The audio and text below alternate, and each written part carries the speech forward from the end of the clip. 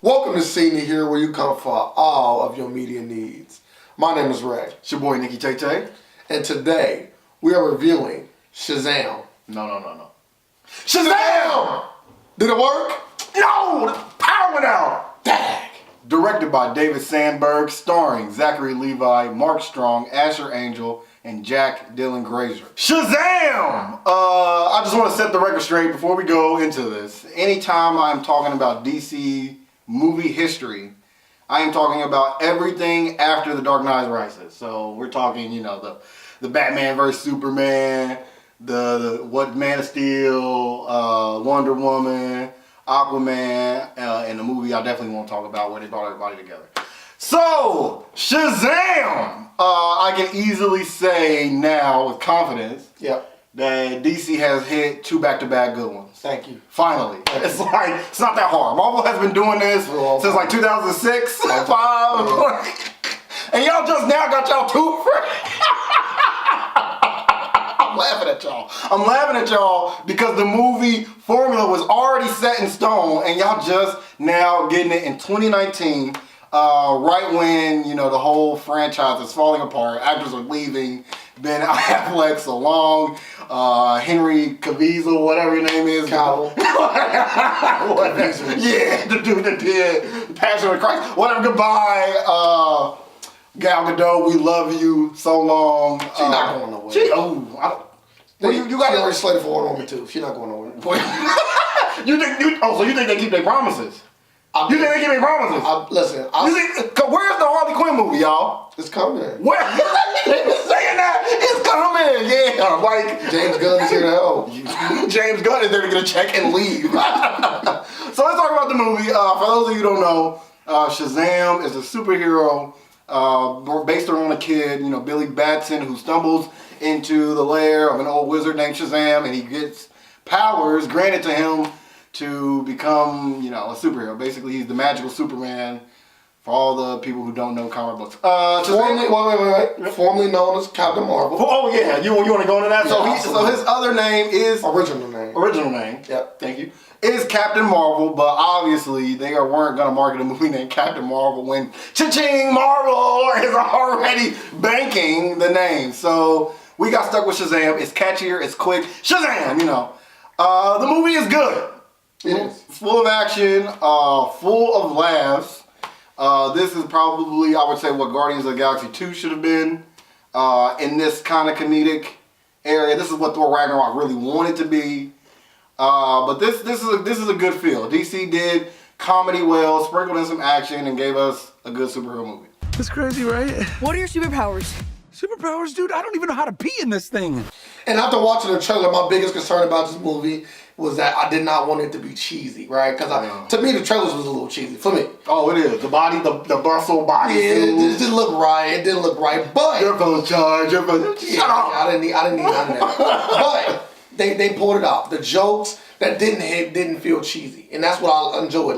Because every joke not gonna hit. Everything is not gonna be funny. But when it is funny, I expect to laugh, and when it's not funny, I expect to say, "Good try," right? Absolutely. And at this movie, I gave them a lot of good tries and a lot of funny jokes. So I can appreciate the humor. Outside of the humor, I think the acting was good. I really believed that he was a child turned into a superhero. I'd have preferred him to be a little bit more intelligent, seeing that he got the wisdom of Solomon. But I did believe that he did not know what he was doing. And they made sure they proved that time and time again, that he was still a child in a grown man's body. The action, I thought, was sufficient. I think they relied a little too much on CGI. I would like to see some good choreography, right? Okay, they actually practiced this. They got a master in, they trained. We didn't really get a lot of that. We got a lot of, they dangling from wires and they throwing each other around, which is okay. It's a superhero movie. It's fun. I'm here. I'm with it. I'm hip. I get it. But again, you're comparing yourself to this amazing thing we have going in Marvel, and some parts just feel lackluster. I don't feel sometimes the seriousness of the situation, and it relied too much on the comedy, which makes it, I think, hard in some places to kind of gauge the movie. I'm almost disagreeing with every one of your points you just made. Okay, the first point with the action, I agree that it didn't feel choreographed. It didn't feel like it was choreographed. But maybe that's due to his lack of experience. He didn't know how to properly throw punches. He didn't know how to properly kick. So all he had to rely on was flying around and using brute force. So I felt like that's the reason why they did what they did. And for your second point, I actually thought this movie was a lot more serious than probably every other movie but Wonder Woman, not counting the darker tones of the DC films, because you got a lot of heart in this movie when it comes to the storyline of him being a foster child. Oh, don't go! Just pull out the violin. Yeah, come on. Come on. The fact that he didn't have a family. The fact that like the guy with the limp, he has to live with a limp, and he even expressed that. You laughing, but it's true. Like, some handicapped people feel like this, and he was expressing a lot of those things. Sometimes I feel invisible. I just feel like they nailed the darker tone themes on the head. I don't think it was too much, but I don't think it was none. Give these people a chance, because that's what they're giving you. I feel like if the comedy is the pancakes, everything you just tried to big up is the butter. It ain't even the syrup. It's the butter that you made rub in. I personally just scoop it off because I don't even want it. It was there, but again, it wasn't entwined enough. It didn't make me, emotionally go, oh, I feel bad. And it was like, nah, get back to the jokes. I want to see people swinging around, him running into stuff. And it's not making the movie terrible. Yeah. It just can make the movie better. Shazam gave me everything I wanted from entry film. I believe that in the future it will be a lot more choreographed action. I believe in the future when we get Dwayne Johnson, hopefully, because he's supposed to be playing Black Adam, maybe we can get a real cinematic, real villain. The villain in this movie wasn't bad. He actually played his role for a first villain.